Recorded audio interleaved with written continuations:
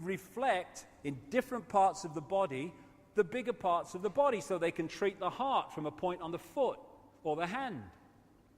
Different parts of the ear, you can treat different parts of the body from a point on the ear. Of course you can. It has to be like that because the body is a hologram, and so the ear is a smaller version of the whole in the way it works. We have this thing, this line that people say, oh, everything's as above, so below. Yes, because it's a hologram. So, this is why the human energy field is mirrored by the Earth's energy field, because it's a hologram. And every part of the whole, at all the different levels, is a smaller version of the whole. What we're living in is a holographic internet, as I call it. If you look at what we call the internet, which we use on our computers, the only place the internet exists in the form that we perceive the internet, websites and graphics and colors and texts, is on the computer screen. It's the only place it exists in that form. Everywhere else, it's electrical circuits, mathematics, on-off electrical signals, all the rest of it. Same with television. The only place that television exists as we perceive it is on the screen. Everywhere else, it's frequency fields, mathematics, and electrical systems. And it's the same with us. Jean Fourier, a Frenchman, he developed something called the Fourier transform, which allowed pictures to be turned into frequency fields, broadcast, and then decoded into pictures. That's basically what our brain is doing on a vastly more sophisticated level. So what is the matrix, this holographic internet we live in or think we live in? We are part of its projection.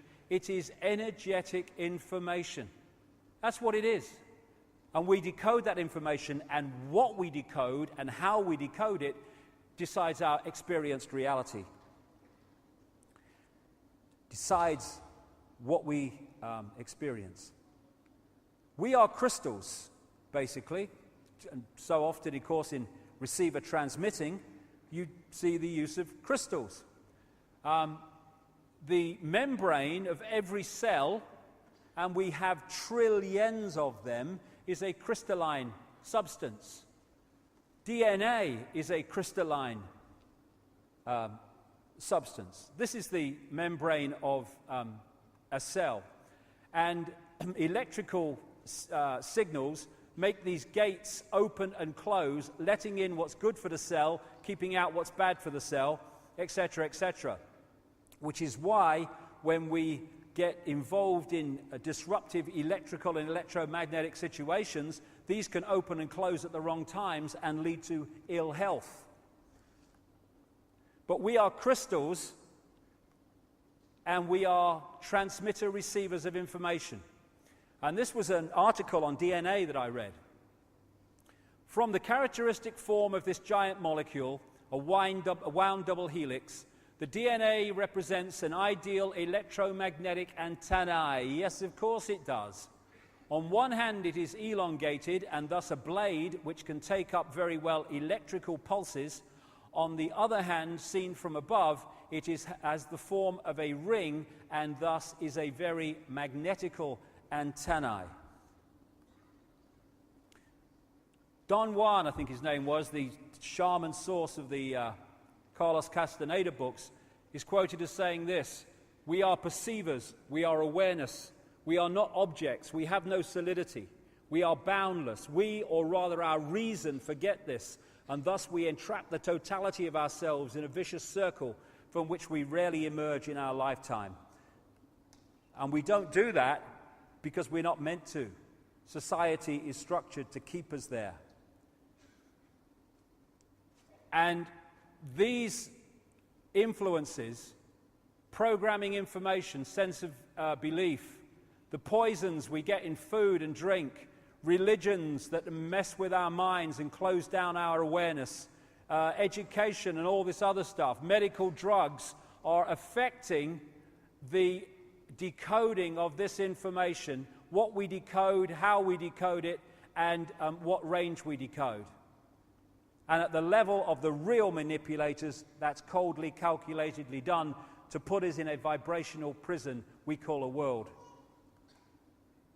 Bewildered world, going through it. What the hell is it all about? I don't understand. This is symbolic of the world we live in. For a body, computers. And we tap into this World Wide Web, you might call the cosmic internet, the holographic internet. And it's not, this is symbolic, the wires between them, because it ain't like that. It's like this. This Brixton Academy has wireless internet.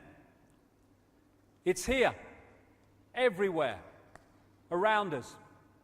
We can't see it. It's not affecting our perception at all. But if I tune this computer to that Wi-Fi wireless internet, on that screen will suddenly appear that internet, that reality. And what we're living in, where are we, is a holographic internet, and that information exists everywhere around us, and we're decoding it unknowingly, though not now, increasingly, into this reality we think is the world. And so you had that scene in the Matrix movie, the first one, where Morpheus says, the Matrix is everywhere. It's all around us, even now in this very room. You can see it when you look out your window or you turn on your television. You can feel it when you go to work, when you go to church, when you pay your taxes. It is the world that has been pulled over your eyes to blind you from the truth. What truth? That you are a slave, Neo. Like everyone else, you were born into bondage, born into a prison that you cannot smell, taste, or touch. A prison for your mind. And the Matrix is everywhere because it is like a wireless internet which we're decoding. And we can decode vast areas of this internet. Or, as they do in China, that internet can be firewalled off so we only access that which suits those in control.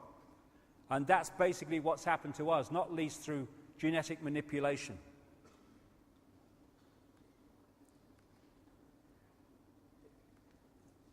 So what is reality?